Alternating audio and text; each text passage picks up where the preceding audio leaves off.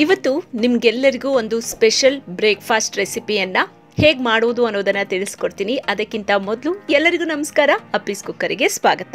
ಇವತ್ತು ನಿಮ್ಗೆ ಅವಲಕ್ಕಿ ಆಲೂ ರೊಟ್ಟಿ ಮಾಡೋದು ಹೇಗೆ ಅನ್ನೋದನ್ನ ತಿಳಿಸ್ಕೊಡ್ತೀನಿ. ಹಾಗಾದ್ರೆ ಇನ್ಯಾಕ್ ತಡ, ಬನ್ನಿ ನೋಡ್ಕೊಂಬರೋಣ. ಬರೀ ಒಂದೇ ತರದ ಬ್ರೇಕ್ಫಾಸ್ಟ್ ಅನ್ನ ತಿಂಡಿಗಳನ್ನ ತಿಂದು ಬೇಜಾರಾಗಿರುತ್ತೆ. ಏನಾದ್ರೂ ಡಿಫ್ರೆಂಟ್ ಆಗಿ ಏನಾದ್ರೂ ಸ್ಪೆಷಲ್ ಆಗಿ ಮಾಡೋಣ ಅಂದಾಗ ಈ ರೀತಿಯಾಗಿ ಮಾಡ್ಕೋಬಹುದು. ಇದು ಅವಲಕ್ಕಿಯಿಂದ ಮಾಡುವಂತಹ ಸ್ಪೆಷಲ್ ರೊಟ್ಟಿ. ಇದಕ್ಕೆ ನಾವು ಆಲೂಗೆಡ್ಡೆಯನ್ನ ಆಡ್ ಮಾಡ್ತೀವಿ. ತುಂಬಾನೇ ಈಸಿ, ತುಂಬಾನೇ ಅದ್ಭುತವಾದ ಟೇಸ್ಟ್ ಅನ್ನ ಕೊಡುತ್ತೆ ಈ ಸ್ಪೆಷಲ್ ಬ್ರೇಕ್ಫಾಸ್ಟ್ ರೆಸಿಪಿ. ಅವಲಕ್ಕಿ ರೊಟ್ಟಿಯನ್ನ ಮಾಡುವಂಥದ್ದು ತುಂಬಾನೇ ಸುಲಭ. ಇದಕ್ಕೆ ಬೇಕಾಗಿರುವಂತಹ ಇಂಗ್ರೀಡಿಯೆಂಟ್ಸ್, ನಾನು 5 ಹಸಿಮೆಣಸಿನಕಾಯಿಯನ್ನ ತಗೊಂಡಿದ್ದೀನಿ. ಅದೇ ರೀತಿಯಾಗಿ 1 ಬೆಳ್ಳುಳ್ಳಿ, 1 ಚಿಕ್ಕ ಪೀಸ್ ಶುಂಠಿ ತಗೊಂಡಿದ್ದೀನಿ, 1 ಈರುಳ್ಳಿ, ನೆಕ್ಸ್ಟ್ ಅದಕ್ಕೆ ಸ್ವಲ್ಪ ಕರಿಬೇವನ್ನ ಹಾಕೊಳ್ತಾ ಇದ್ದೀನಿ, ಮತ್ತೆ ಸ್ವಲ್ಪ ಕೊತ್ತಂಬರಿ ಸೊಪ್ಪು. ಇಷ್ಟನ್ನ ಸೇರಿಸಿ ನಾನು ಮಿಕ್ಸಿ ಮಾಡ್ಕೋತಾ ಇದ್ದೀನಿ, ರುಬ್ಕೋತಾ ಇದ್ದೀನಿ. ತುಂಬಾ ನೈಸಾಗಿ ರುಬ್ಕೊಳೋದು ಬೇಡ, ಈ ಹದದಲ್ಲಿ ರುಬ್ಕೊಂಡ್ರೆ ಸಾಕು. ನೆಕ್ಸ್ಟು ನಾನು ದಪ್ಪ ಅವಲಕ್ಕಿಯನ್ನ ತಗೊಂಡಿದ್ದೀನಿ, 200 ಗ್ರಾಮ್ ಅಷ್ಟು ಅವಲಕ್ಕಿಯನ್ನ ತಗೊಂಡಿದ್ದೀನಿ. ಇದರಲ್ಲಿ ನಾವು ಅವಲಕ್ಕಿ ಹಾಕೊಳ್ತಾ ಇದೀವಲ್ಲ, ಅದೇ ಅದ್ಭುತವಾದ ಟೇಸ್ಟ್ ಅನ್ನ ಕೊಡುತ್ತೆ ಅವಲಕ್ಕಿನೇ ರೊಟ್ಟಿಗೆ. ಇದನ್ನೇ ಏನ್ ಮಾಡಬೇಕು, ಮಿಕ್ಸಿ ಜಾರಿಗೆ ಹಾಕೊಂಡು ರುಬ್ಕೊಬೇಕು. ಈ ಹದದಲ್ಲಿ ನಾವು ರುಬ್ಕೋಬೇಕಾಗತ್ತೆ ಅವಲಕ್ಕಿನ.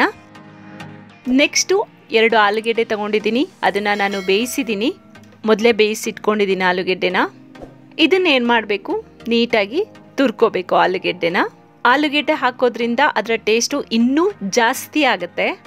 ನಾನು ಆಗಲೇ ಹೇಳ್ದಾಗೆ ಒಂದೇ ರೀತಿಯ ರೆಸಿಪಿಗಳನ್ನು, ಒಂದೇ ರೀತಿಯ ತಿಂಡಿಗಳನ್ನು ತಿಂದು ಬೇಜಾರಾಗಿರುತ್ತೆ. ಆಗ ಈ ರೀತಿಯಾಗಿ ನಾವು ಮಾಡಿಕೊಂಡು ತಿನ್ಬೋದು. ಮಕ್ಕಳಿಗೂ ಕೂಡ ಇಷ್ಟ ಆಗುತ್ತೆ, ದೊಡ್ಡವರಿಗೂ ಕೂಡ ಇಷ್ಟ ಆಗುತ್ತೆ. ನೆಕ್ಸ್ಟ್ ಏನು ಮಾಡಬೇಕು, ತುರ್ಕೊಂಡಿರುವಂತಹ ಆಲೂಗೆಡ್ಡೆಯನ್ನು ಒಂದು ಬೌಲಿಗೆ ಹಾಕೊಳ್ತಾ ಇದ್ದೀನಿ. ನೆಕ್ಸ್ಟ್ ರುಬ್ಕೊಂಡಿರುವಂತಹ ಅವಲಕ್ಕಿಯನ್ನು ಕೂಡ ಅದಕ್ಕೆ ಮಿಕ್ಸ್ ಮಾಡ್ತಾ ಇದ್ದೀನಿ.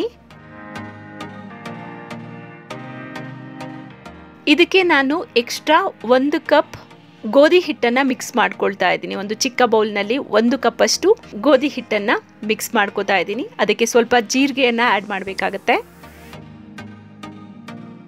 ಟೇಸ್ಟಿಗೆ ಎಷ್ಟು ಬೇಕು ಅಷ್ಟು ಉಪ್ಪು, ಮಸಾಲ ರುಬ್ಕೊಂಡಿದ್ವಲ್ಲ ಆ ಮಸಾಲಾನ ಈಗ ಇದಕ್ಕೆ, ಆ ಪೇಸ್ಟನ್ನು ಇದಕ್ಕೆ ಆ್ಯಡ್ ಮಾಡ್ತಾ ಇದ್ದೀನಿ. ಇದನ್ನು ಆಮೇಲೆ ನೀಟಾಗಿ ಮಿಕ್ಸ್ ಮಾಡ್ಕೋಬೇಕು.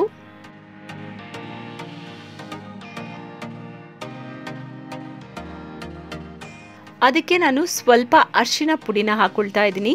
ಗರಂ ಮಸಾಲ 1/4 ಚಮಚದಷ್ಟು, ಆಮೇಲೆ ರೆಡ್ ಚಿಲ್ಲಿ ಫ್ಲೇಕನ್ನು 1/2 ಚಮಚದಷ್ಟು ಹಾಕೊಳ್ತಾ ಇದ್ದೀನಿ. ಕೆಂಪು ಮೆಣಸಿನಕಾಯಿ ಪುಡಿಯನ್ನು, ಅಂದರೆ ನಾವೇ ಗುದ್ದಿ ಪುಡಿ ಮಾಡ್ಕೋತೀವಲ್ಲ ಆ ಪುಡಿಯನ್ನು ಮಿಕ್ಸ್ ಮಾಡ್ಕೋತಾ ಇದ್ದೀನಿ. ಆಮೇಲೆ ಸ್ವಲ್ಪ ನೀರು ಹಾಕ್ಕೊಂಡು ನಾವು ಚಪಾತಿಗೆಲ್ಲ ಹಿಟ್ಟನ್ನು ರೆಡಿ ಮಾಡ್ಕೋತೀವಲ್ಲ, ರೊಟ್ಟಿಗೆಲ್ಲ ಆ ರೀತಿಯಾಗಿ ಹಿಟ್ಟನ್ನು ರೆಡಿ ಮಾಡ್ಕೋಬೇಕು. ಸ್ವಲ್ಪನೇ ನೀರು ಹಾಕಿ ಅದನ್ನು ರೆಡಿ ಮಾಡ್ಕೋಬೇಕು. ಈ ರೀತಿಯಾಗಿ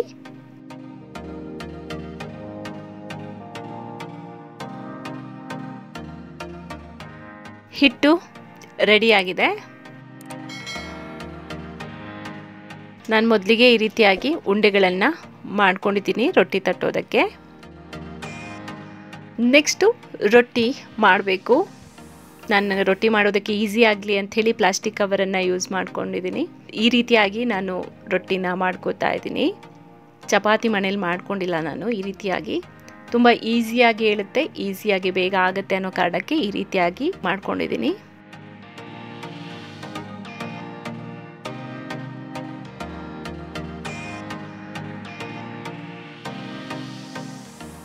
ರೊಟ್ಟಿ ಕೂಡ ರೆಡಿ ಆಗಿದೆ, ಕಾಯಬೇಕು.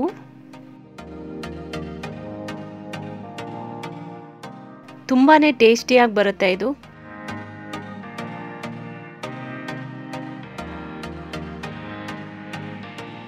ಮೇಲೆ ಸ್ವಲ್ಪ ಎಣ್ಣೆ ಹಾಕೋಬೇಕು.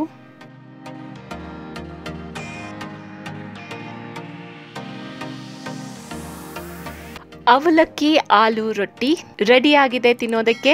ನಾನು ಸೈಡ್ಸಿಗೆ ಚಟ್ನಿ ಕೂಡ ರೆಡಿ ಮಾಡ್ಕೊಂಡಿದ್ದೀನಿ. ಚಟ್ನಿ ಜೊತೆ ತುಂಬ ಚೆನ್ನಾಗಿರುತ್ತೆ. ತುಪ್ಪದಲ್ಲಿ ಬೇಕಾದರೂ ನೀವು ಇದನ್ನು ಟೇಸ್ಟ್ ಮಾಡ್ಬೋದು.